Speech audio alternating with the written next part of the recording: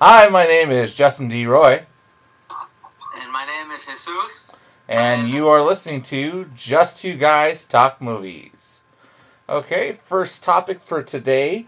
Millennium Films has chosen their director for the expendable spin-off Expendables, Robert Luke. At least I hope that's how you pronounce his name. Um, my first impression was that I'm kind of wondering why they would pick this guy, considering I was looking at some of the movies he's done, and they particularly sound more comedy like than big action film because he's got like Killers and 21 and Legally Blonde. They're not really actiony films. Killers was sort of actiony, but it's more action comedy. So I'm kind of wondering how he's going to be able to make a transition into like a really big, action flick.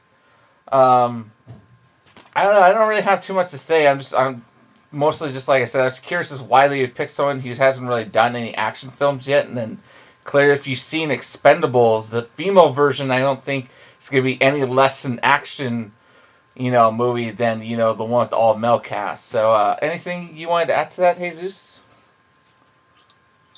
Well, so I've been hearing a lot about this film, like lately,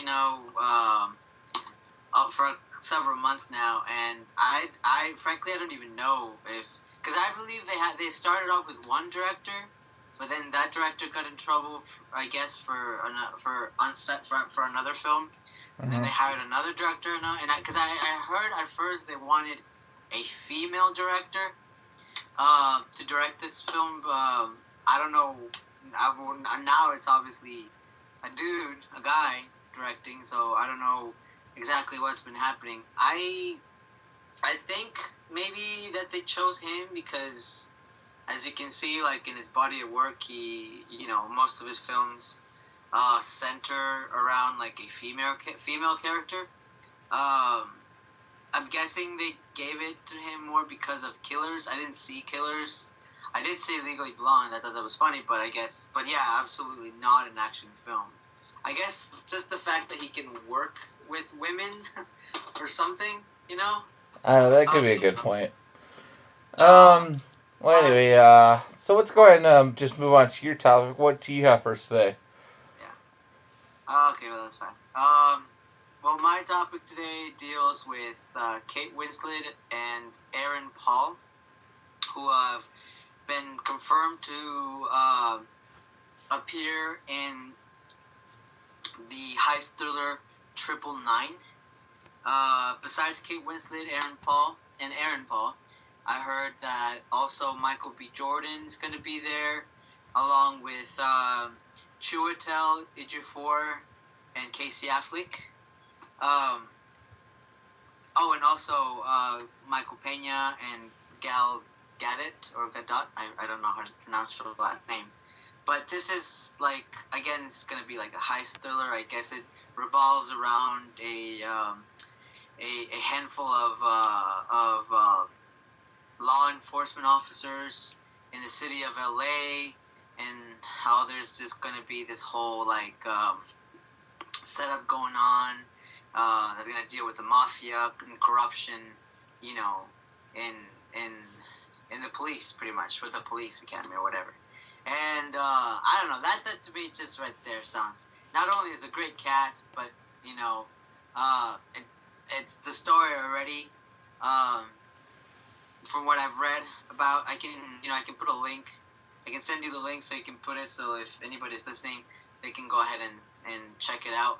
Um, but it sounds exciting. I'm a big Kate Winslet fan, and I'm also I'm also now a big fan of the Chiwetel. I guess that's how you pronounce his name. Um, the guy who, as you all know, started in 12 Years a Slave and had a small role in one of my favorite films, Children of Men. I also like Aaron Paul from Breaking Bad, so I think it's going to be an interesting. It's an interesting cast, nonetheless. But but yeah, that's like, I guess, one of the big news that was going around in Hollywood the last couple of days. Yeah, the cast for me for sure. Just I haven't even heard much about it until you actually had brought it up. But just hearing the cast, Kate Winslet, it's Academy winning actress, and then Aaron Paul is coming off of Breaking Bad's really popular right now, and I've really been actually kind of hoping to see that he kind of takes off now, like with his career from there, because I really loved him in that show. So that's good to hear that he's continuing getting acting work. Because I know also he's gotten that role in the not Fast and Furious, but Need for Speed movie that looks like Fast and Furious. But anyway, but then the whole movie just sounds good. The description of it, and I love heist films, so it all sounds great to me. So anyway, that would do for the movie topic portion. Now we'll end the show with a movie suggestion. And I decided for this episode, in light of Phil Seymour Hoffman's passing, that we'd go ahead and pick one of our favorite movies that he's done over the years. So we'll go ahead and start off with you, Jesus. Where we choose one of our favorite Philip Seymour Hoffman films? Yes. Oh man, yeah, it's a big selection. I mean, he had a lot of great films, and it is a shocker to hear that, to hear what happened to him. Anyway, I mean, and still, he's someone that I really admired, like, professionally. I think he's one of the best actors. He was one of the best actors of today.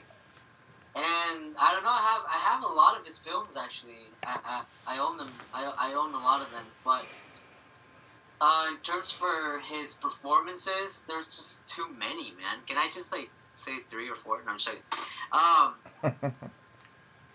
Okay, well, since there's a lot, I recommend definitely Doubt and Doubt, Capote, and The Master. But the one that I kind of enjoyed the most, mainly because this is the first film I saw him in, and I think that was the one that was completely out of character for him. I think that's how he was when he started, but as he grew up in his career, as his career grew, he got a little bit more serious in his roles, in his selection of films. Mm-hmm. Which is probably why I like this role the most. But I forgot the name of the character, but the supporting character he had in Twister. Oh yeah.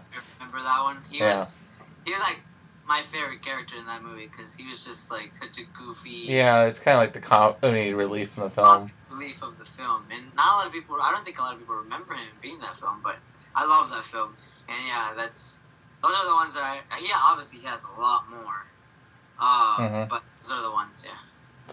Yeah, like you, I've seen a lot. I actually, unfortunately, don't think I actually own a lot of movies that he's actually in, but I've seen tons of them. But for me, one I really had liked most recently. I don't know a favorite, but I'm just gonna pick one I've seen most recently that I really liked them in. And I actually heard the other day someone say that a lot of people didn't think it was a good movie. I don't know why, but it was the movie Pirate Radio.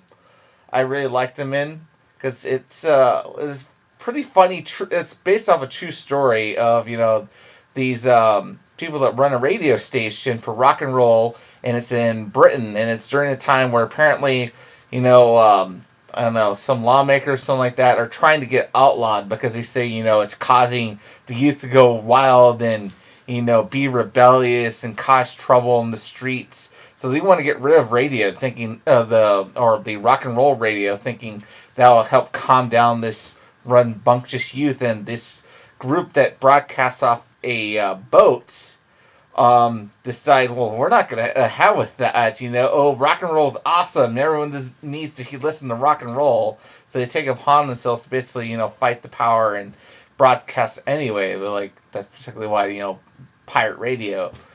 And I really just liked his role in it. He brought a lot of, actually, the comedic parts of the movie, which is kind of fun, because I hadn't seen him do a lot of stuff since probably I can think of actually Twister, he's really done anything that I thought was particularly kind of a funny role for him.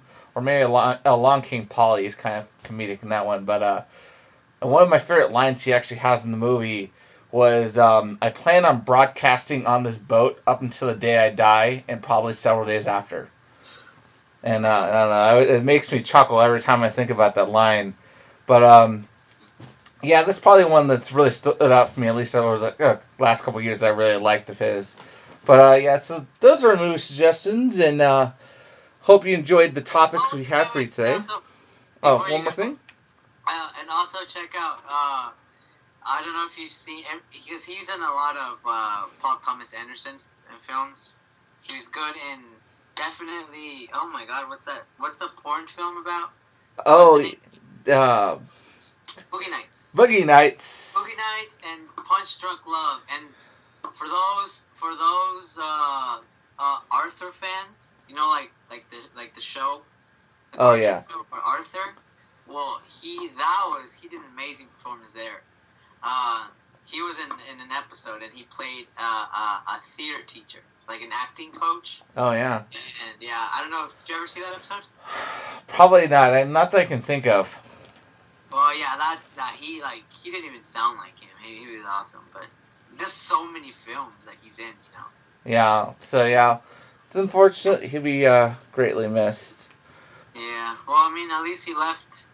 At least he had a career, you know. Like not a lot of actors can truly say they've had like the kind of career. I think very few actors. One comes to mind is obviously Meryl Streep, you know, and yeah, and Kate Winslet and Al Pacino and all these great people, and he was just one of them. Yeah. Yeah. Anyway, so that will wrap it up for today's episode. Hope you all enjoyed tuning in, and can't wait for you all to tune in next time. Goodbye. Bye.